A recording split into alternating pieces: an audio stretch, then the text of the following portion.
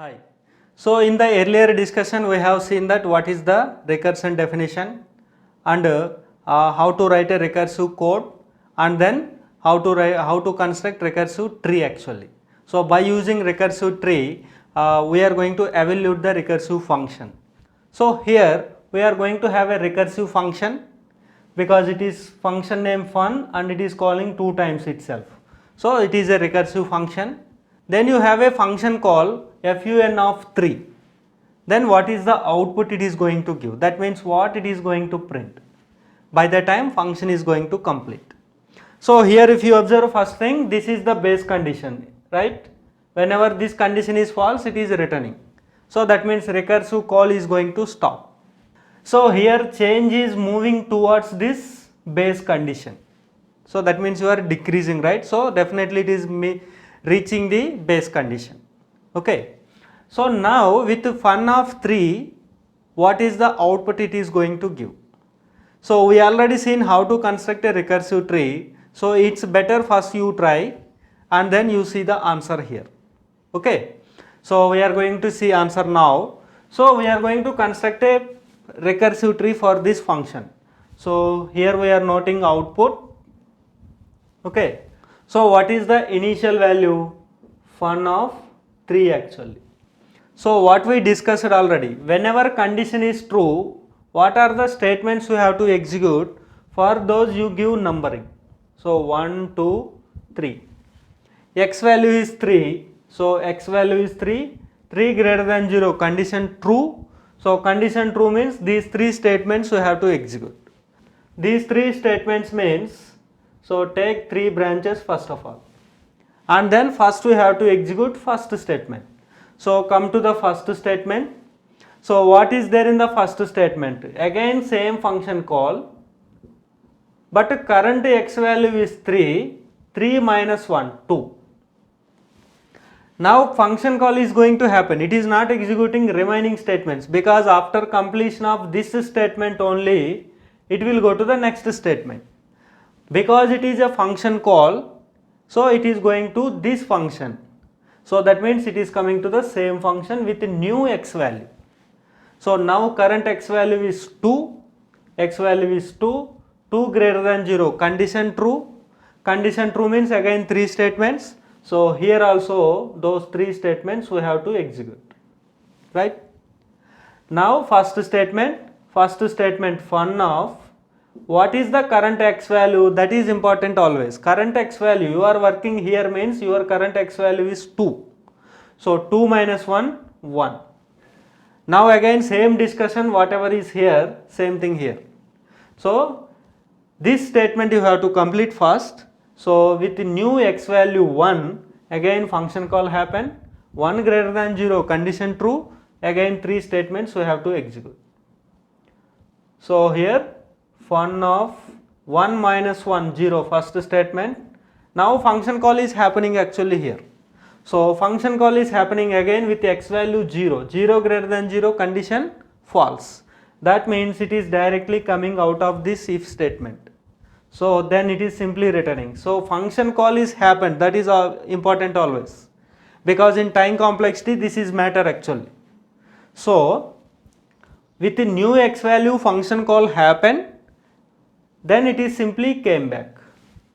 That means what is its meaning? Whenever x value is 1, first statement is completed. Now go to the second statement, that means second statement you have to execute. So what is the second statement? Print x value. So print x value means what is current x value? 1. So it is going to print 1. So 1. Now go to the third statement. Whenever x value is 1, 1 and 2 statements are completed. Go to the third statement. So same thing even here also, fun of x minus 1, x value is 1, 1 minus 1, 0. So function call happened, condition false, coming back simply. So if you observe now these 3 statements are completed, then it is going back wherever it is called. Where it is called actually? Here it is called. So these 3 statements execution is over. After that it is simply going back to here.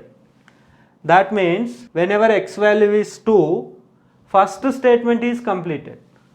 Now you have to execute second statement, that means at here you are. So that is why recursive tree is required. Where you are and what statements you are executing and what are the current parameters, that you are going to have a clear picture. So that is why constructing recursive tree is very, very important. So now here if you see, and what is our observation here? Whenever whenever x value is 1, we printed overall this one. So that means this output you got whenever x value is 1. And this is matter again in dynamic programming, because this is, if you have this type of future, that we will clearly discuss in dynamic programming. Okay, so time being let it be. So now here in this statement what we are going to do? So now whenever x value is 2, first statement is completed, go to the second statement. So second statement means print x value, current x value is 2, now 2 is printed here. Then after second statement is completed, going to the third statement. So in the third statement what is there? Same function call x minus 1, x is 2, 2 minus 1, 1. If you observe this statement, this is same actually. That means whatever output you got here, whatever function calls are happened here, same thing is going to happen here also, right? So same discussion here also you are going to have. So that means 3 statements. So fun of 0, coming back, print current x value 1, print current x value 1, and then same again fun of 0 and coming back. Now these 3 statements are completed, that means going back wherever it is called. So here if you observe, for f of 1, here if you observe for fun of 1, what it is printed? Overall 1. Okay, so even this meaning is also what? Fun of 1. Now you are going back to here, then whenever x value is 2, 3 statements are completed even here also. That means it is going back wherever it is called. Whenever x value is 3, first statement is completed. And if you observe for fun of 2, if x value is 2, what is the output we got? This is the output we got, that is fun of 2 actually. For fun of 2, we are going to have 1 to 1 output. This feature is very important in dynamic programming again. Okay. Now whenever x value is 3, first statement completed, go to the second statement. So print x value, that is 3. So now we are going to print 3 here. Okay. And then we are coming here, then second statement is completed means go to the third statement, that is what this one. So that is fun of 2, x minus 1, 2, that is 3 minus 1, 2. So here if you observe, this is fun of 2, even this also fun of 2. Whatever you have the recursive tree, even here also you are going to have same thing. So that is why we are going to take directly here, first 3 statements. First statement if you execute here, fun of 1, even here also fun of 0, here it is printing 1. So here it is printing 1. So here if you observe, for fun of 2, directly you are going to have 1 to 1 here also. So that is what we are going to observe. Here fun of 0, here coming back, here coming back. Then after 3 statements is completed, going back wherever it is called. Then here second statement if you execute, print current x value 2, that is 2. This is happened whenever f of 1 value, and here also fun of 1, then function call is going to happen, fun of 0, coming back, print current x value 1, current x value 1, and then again fun of 0, coming back. So here whenever x value is 1, all 3 statements is completed, going back.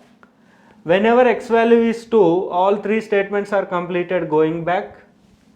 Now whenever x value is 3, all 3 statements are completed, going back. So this function call wherever is happened, that means maybe happened in main function or wherever it is called. So So control is going back to that particular function. Okay, so this is what is happening here. Even this also fun of 1, and this is happened for fun of 2, and if you take this output you got whenever it is fun of 3. So this is same whenever x value is 2. So in this way easily you can get the output for any recursive function. So let us see one more example in the next discussion.